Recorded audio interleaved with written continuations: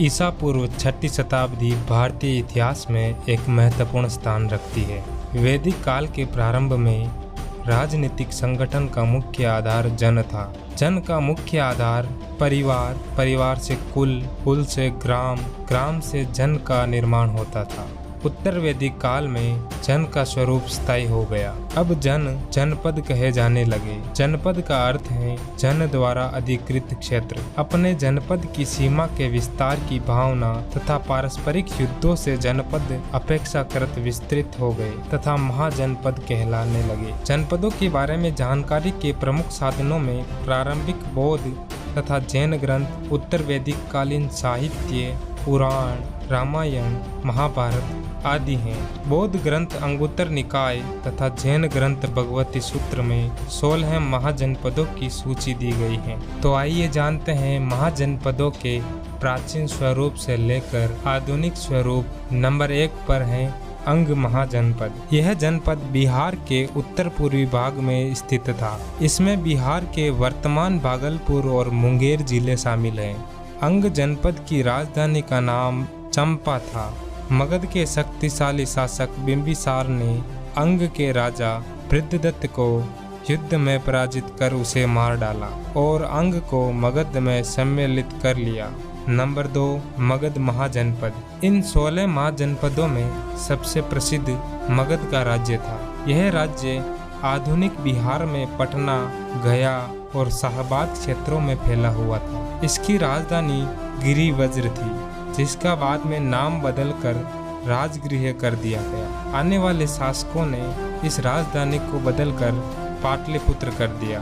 बिंबिसार और अजातशत्रु ने इसकी वृद्धि के लिए अनेक प्रयास किए। नंबर 3 काशी महाजनपद। वर्तमान में उत्तर प्रदेश के दक्षिण पूर्व में स्थित वाराणसी तथा उसका समीपवर्ती क्षेत्र ही प्राचीन काल में काशी महाजनपद था। वाराणसी नगरी इस महाजनपद में राजधानी थी।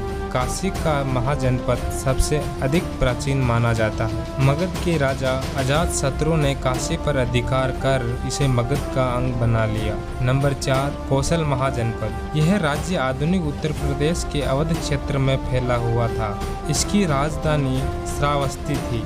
रामायण में इसकी राजधानी अयोध्या बताई गई है। प्राचीन काल में यहाँ सूर्य वंश के प्रतापी शासकों ने शासन किया था, जिनमें माधानता, सत्यवादी हरिश्चंद्र, दिलीप, रघु, राजा दशरथ तथा मर्यादा पुरुषोत्तम श्री राम के नाम विशेष रूप से उल्लेखनीय है।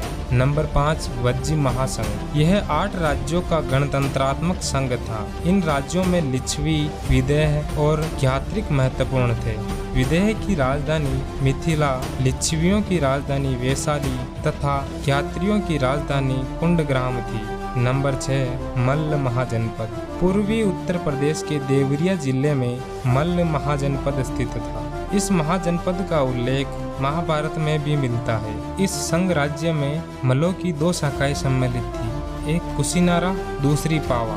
नंबर 7 चेदी महाजनपद। यमुना नदी के पास आधुनिक बुंदेलखंड में चेदी महाजनपद फैला हुआ था। इसकी राजधानी शक्तिमती थी। महाभारत काल में यहाँ का प्रसिद्ध शासक शिशुपाल था, जिसका वध श्री कृष्ण द्वारा किया गया था। नंबर 8 वत्स महाजनपद। यह महाजनपद गंगा नदी के दक्षिण में स्थित था। इसकी राजधानी कौशाम्बी थी। बुद्ध के काल में यहाँ का राजा उदयन था। नंबर 9 कुरुक्षेत्र। इस राज्य के अंतर्गत वर्तमान दिल्ली तथा मेरठ के आसपास का क्षेत्र था। इसकी राजधानी इंद्रप्रस्थ थी। हस्तिनापुर इस राज्य का अन्य महत्वपूर्ण नगर था, जो हमें महाभारत काल में देखने को मिलता है। नंबर 10 पांचाल महाजनपद। पांचाल जनपद के अंतर्गत वर्तमान रुहेलखंड तथा इसके समीपवर्ती फर्रुखाबाद, बदायूं तथा बरेली जिले के समीपवर्ती क्षेत्र सम्मिलित थे।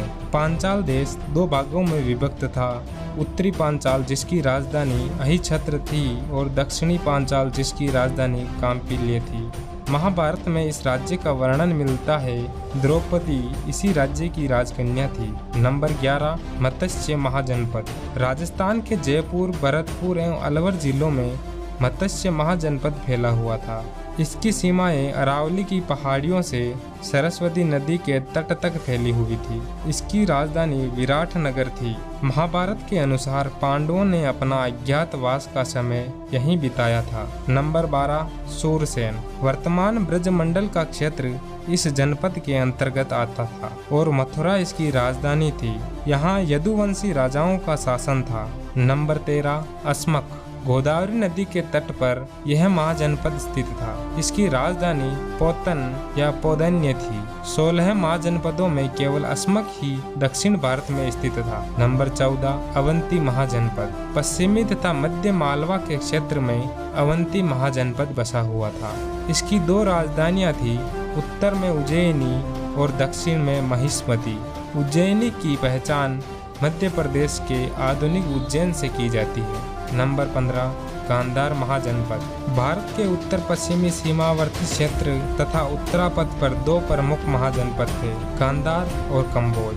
पाकिस्तान के पेशावर और रावलपिंडी के क्षेत्र को गांधार महाजनपद कहा जाता था। इसकी राजधानी तक्षशिला थी, जो अपने समय में विद्या और व्यापार का एक प्रमुख केंद्र थी। नंबर 16 कंबोज महाजनपद। यह गांधार का पड़ोसी राज्य था। इसके अंतर्गत कश्मीर का उत्तरी भाग, पामीर, बदख्शा के क्षेत्र सम्मिलित थे। इस राज्य की राजधानी राजपुर या फाटक थी। इन सभी महाजनपदों की अवधि 800 ईस्वी पूर्व से लेकर 600 ईस्वी पूर्व तक रही।